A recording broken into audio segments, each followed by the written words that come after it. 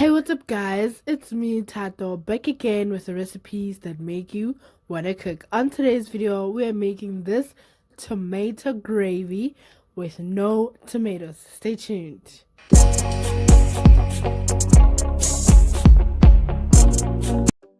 Let's get started, guys, and as usual I will leave all the ingredients in the description box down below.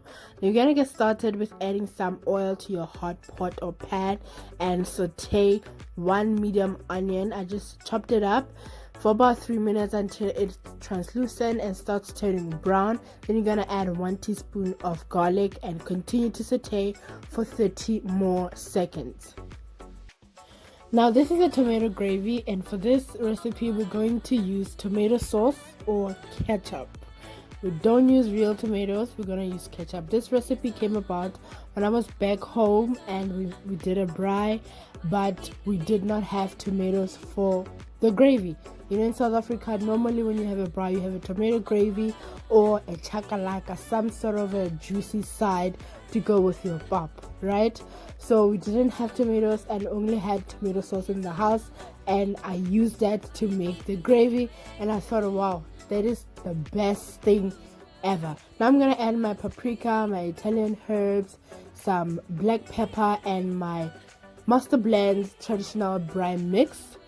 I had this with the chicken that I posted the other day, the crispy baked chicken that I made, and it was absolutely beautiful. With pap, honey, you're good to go.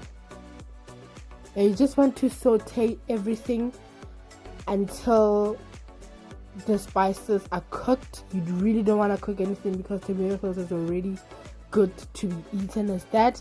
This is just a mixture of a packet soup and a little bit of Coke for the sweetness that we're going to add into the tomato sauce.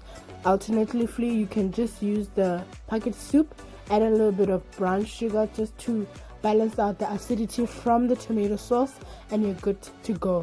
Now you don't need a lot of tomato sauce, just a cup or half a cup, because you're going to make it creamier and the volume will be increased by adding the packet soup and the water. So you don't really need a lot of tomato sauce, and you let it simmer until it thickens to your liking, and it's done. You are ready to enjoy. I like it because in under 10 to 15 minutes the gravy is done and you're ready to indulge. Please check out the recipe that I posted of this crispy baked chicken, and I will see you on the next one.